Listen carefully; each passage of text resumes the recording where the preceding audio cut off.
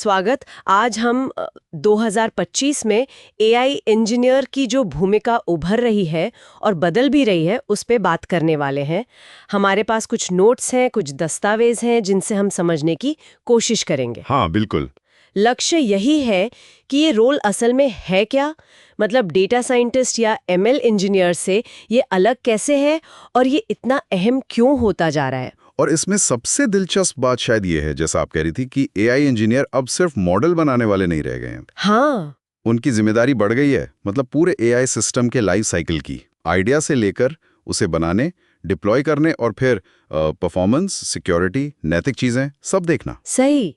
तो ये एक तरह से डेटा साइंटिस्ट का काम जो इनसाइट्स निकालते हैं और एमएल इंजीनियर का काम जो मॉडल पर फोकस करते हैं, उनको सॉफ्टवेयर इंजीनियरिंग की अच्छी प्रैक्टिसेस के साथ जोड़ता है। बिल्कुल। तो चलिए देखते हैं इसकी बुनियाद क्या है।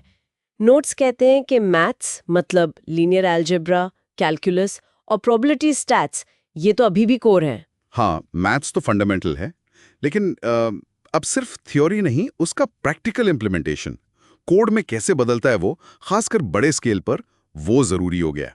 अच्छा। और प्रोग्रामिंग में हाँ, पाइथन तो अभी भी किंग है।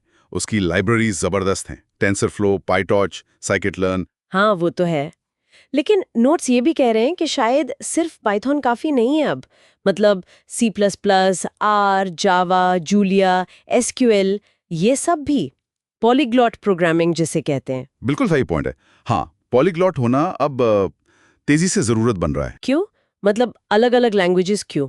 देखो, पाइथन अपनी लाइब्रेरीज की वजह से शानदार है प्रोटोटाइपिंग और रिसर्च के लिए, लेकिन जब बात परफॉर्मेंस की आती है, बिल्कुल रॉ स्पीड की, तो C++ काम आता है। अच्छा। और डेटाबेस मैनेजमेंट के लिए एसक्यूएल तो चाहिए ही चाहिए। तो अलग-अलग काम के लिए सही टूल चुनना, वो फ्लेक्सिबिलिटी जरूरी है। ये अब लग्जरी नहीं है। समझ गए। और फिर मशीन लर्निंग के जो अलग-अलग तरीके हैं, सुपरवाइज्ड, अनसुपरवाइज्ड, रीइंफोर्समेंट लर्निंग, इनकी समझ भी जरूरी है। हाँ, बिल्कुल। ये तो बेसिक बिल्डिंग ब्लॉक्स हैं। और डीप लर्निंग में खासकर ट्रांसफॉर्मर्स, हाँ, एलएलएम्स वाले। हाँ, जो लार्ज लैंग्वेज मॉडल्स को पावर करते हैं, वो एक बहुत बड़ा शिफ्ट ला रहे हैं। पहले जैसे आरएनएस होते थे सीक्वेंशियल डेटा के लिए। हाँ, स्टेप बाय स्टेप। बिल्कुल। ट्रांसफॉर्मर्स पूरी सीक्वेंस को एक साथ देख सकते हैं, पैरेलल प्रोसेसिंग कर सकते हैं और लंबी दूरी की डिपेंडेंसीज को बेहतर संभालते हैं। ये एनएलपी में तो क्रांति है ही, और भी जगह हैं। सही। अच्छा, और टूल्स की बात करें तो फ्रेमवर्क्स, लाइब्रेरीज, टेंसरफ्लो, पाइटॉर्च तो आपने बताया। हाँ, वो तो है ही। स्काईकिट-लर्न, फिर एनएलपी के लिए हगिंग फेस ट्रांसफॉर्मर्स का इकोसिस्टम बहुत बड़ा हो गया है। डेटा मैनिपुलेशन के लिए पांडास, नमपाई। ये तो एसेंशियल किट है एक तरह से। बिल्कुल। और क्लाउड? कम से कम एक major cloud platform, AWS, GCP या एज्योर, इसकी नॉलेज तो अब लगभग मस्ट है। हाँ, वो तो डिप्लॉयमेंट वगैरह के लिए जरूरी होगा। बिल्कुल। और यहीं पर दो और बहुत महत्वपूर्ण चीजें आ जाती हैं, MLOps, मशीन लर्निंग ऑपरेशंस। हाँ, और रिस्पॉन्सिबल AI, मतलब जिम्मेदार AI। ये अब कोई साइड की चीजें नहीं रहीं। अच्छा। MLOps ये पक्का करता है कि जो मॉडल बने हैं वो प्रोडक्शन में ठीक से चलें, मैनेज हो, मॉनिटर हो, भरोसेमंद तरीके से। और रिस्पॉन्सिबल एआई? वो क्या है? रिस्पॉन्सिबल AI का फोकस है नैतिक विकास पर, मतलब फेयरनेस, कहीं मॉडल बायस्ड तो नहीं है, ट्रांसपेरेंसी, मॉडल फैसले कैसे ले रहा है, इसके लिए एक्सप्लेनेबल AI यानी XAI टेक्निक्स यूज होती हैं। ओके। फिर अकाउंटेबिलिटी, प्राइवेसी, सिक्योरिटी, ये सब अब AI इंजीनियर के काम का बुनियादी हिस्सा हैं, एक्स्ट्रा नहीं। ये सोचना कि एमएलऑप्स और रिस्पॉन्सिबल एआई अब बुनियादी ज़रूरतें, ये दिखाता है कि फील्ड कितनी तेजी से मैच्योर हो रहा है ना? बिल्कुल। और आगे के ट्रेंड्स भविष्य में क्या दिख रहा है? नोट्स इशारा कर रहे हैं कि जेनरेटिव AI और LLMs तो और बढ़ेंगे ही। फिर डेटा सेंटर के AI पर फोकस बढ़ रहा है। मतलब मॉडल से ज़्यादा डेटा की क्वालिटी पर ध्यान। हाँ, बिल्कुल।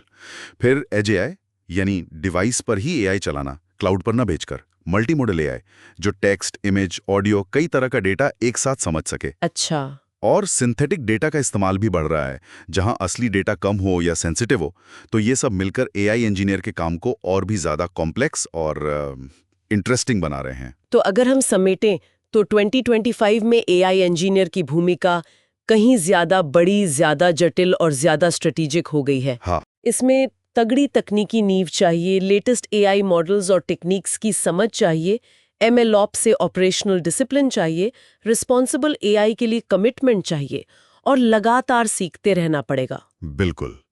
और ये समझना इसलिए इतना ज़रूरी है क्योंकि एआई हमारी ज़िंदगी में, हमारे बिजनेस में हर जगह घुसता जा रहा है। हाँ, तो ये इंजीनियर्स जो सिस्टम बना रहे हैं, डिप्लॉय कर रहे हैं, वो सीधे उन प्रोडक्ट्स और सर्विसेज पर असर डालते हैं जो हम रोज़ इस्तेमाल करते हैं। हाँ, तो जिम्मेदारी सिर्फ कोड लिखने की नहीं है, बल्कि पूरे सिस्टम की और समाज पर उसके असर की है। सही कहा। यहाँ एक सोचने वाली बात छोड़ जाते हैं आगे के लिए। जैसे जैसे AI एजेंट्स मतलब ऑटोनॉमस सिस्टम्स जो खुद फैसले ले सकते हैं, वो और काबिल होते जाएंगे, हाँ, तो AI इंजीनियरों को इन ऑटोमेटेड फैसलों के लिए नैतिक गाइडलाइंस कैसे डिजाइन करनी होंगी? भविष्य में इंसान की निगरानी और मशीन की आजादी के बीच सही बैलेंस क्या होगा? ये एक बहुत बड़ा सवाल है जिस पर लगातार